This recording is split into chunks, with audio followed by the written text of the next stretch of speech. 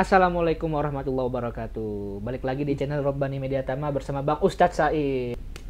Nah, Ustadz, ini ada agak sedikit balik lagi tuh ngomongin soal dunia santri gitu. Nah, suka duka, dinamika, diulik juga deh. Iya, suka duka dia santri saat. Nah, tapi paling banyak saat tentang bullying, Ustadz. Bullying. Orang tua juga kadang khawatir. Zaman sekarang ya. Serius. Ini mungkin kalau zaman dulu kita nggak dengar berita bullying karena nggak ada sosmed. Sekarang makin banyak bullying. Bahkan mohon maaf, Ustadz, bukan hanya bullying antara murid, kadang guru dan murid. Dan terkadang juga ada hal-hal yang tidak enak tuh ya, berita-beritanya tuh guru mencabul gitulah gitu. Itu yang membuat berita-berita trauma menimbulkan traumatik Iya, akhirnya. gitu. Nah, saya bahas bullying dulu saat antar murid nih, yang mungkin paling wajar lah ya, paling wajar di dunia sekolah, karena gak hanya pesantren, sekolah pun saya juga banyak dunia bullying. Nah, ini bagaimana saat dari pihak pesantren atau ustadz sebagai pengasuh untuk meyakinkan orang tua di pesantren tuh aman dari bullying, atau bagaimana cara mendidik anak biar tidak terjadi bullying, Ustaz?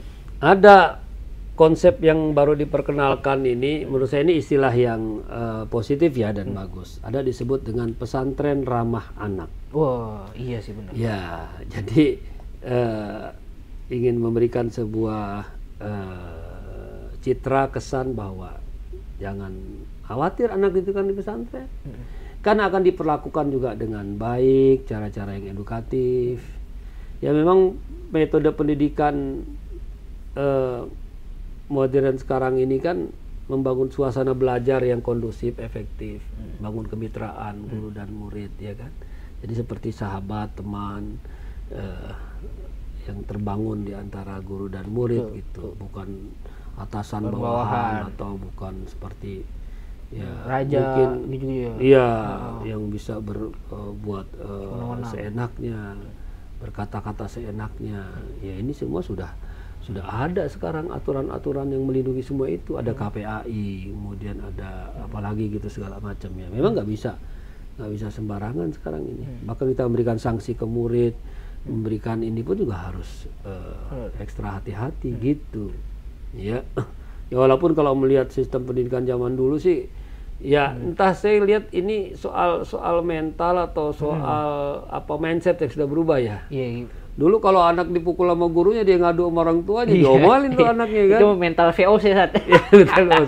Ada kalau dia ngomelin, kamu sih yang nakal, iya. gitu. Nah, sekarang ini ya kadang-kadang memang ya di satu sisi tetap ada plus minusnya ya. Ya. Artinya kalau sampai kemudian memperkarakan di depan hukum segala macam. Iya, benar. Ya sesuatu yang sebetulnya mungkin perlu dilihat dulu ya, mungkin batas apa sih ditegur oleh gurunya pada anaknya gitu, sehingga nggak dikit-dikit kemudian memperkarakan guru yang ngajarin anaknya ya ke meja hijau gitu istilahnya kan. Sesuatu yang nggak enak sekali gitu. Padahal hubungan menimba ilmu, hubungan mengajar yang diajar itu. Ya artinya terlepas dari itu semua, balik kepada persoalan bullying tadi, ya sebetulnya begini, yang namanya perkara bullying itu kan kadang-kadang interaksi lepas antar anak-anak yang ya bisa jadi juga out of control terjadi, omongan, ucapan. Nggak hanya di pesantren, nggak hanya di sekolah, di lingkungan masyarakat tempat main, teman tetangganya juga jadi bully ya. Iya, bener. Ya. Nah cuma karena pesantren itu mungkin intensitas waktu ketemunya tinggi, ya memang itu punya potensi di situ. Belum lagi yang merasa santri senior kepada santri junior, ya kan? Santri yang udah lama dengan santri yang baru misalnya. Itu sesuatu yang lumrah terjadi, walaupun dalam hal tertentu tidak bisa ditolerir juga. Gitu ya, artinya begini, bahwa kemudian nggak serta-merta kalau ada santri senior, santri junior, lalu si santri senior bisa memperlakukan apa saja kepada santri junior. Nah di sini perlunya ada semacam tatib, tata aturan atau apa yang berlaku di pondok tersebut memang disampaikan secara rigid kepada orang tua. Si anak nggak boleh begini. Dan itu diingatkan terus kepada anak-anak itu nggak bosan-bosan tuh. Ya, jadi kalau terjadi aja satu gejala bullying misalnya kan, nah itu cepat diluruskan. Ya, kamu nggak boleh begitu sama teman kamu. ya, jangan main fisik atau jangan main apa gitu, atau ada kata-kata yang bagus langsung diluruskan, supaya tidak berketerusan gitu.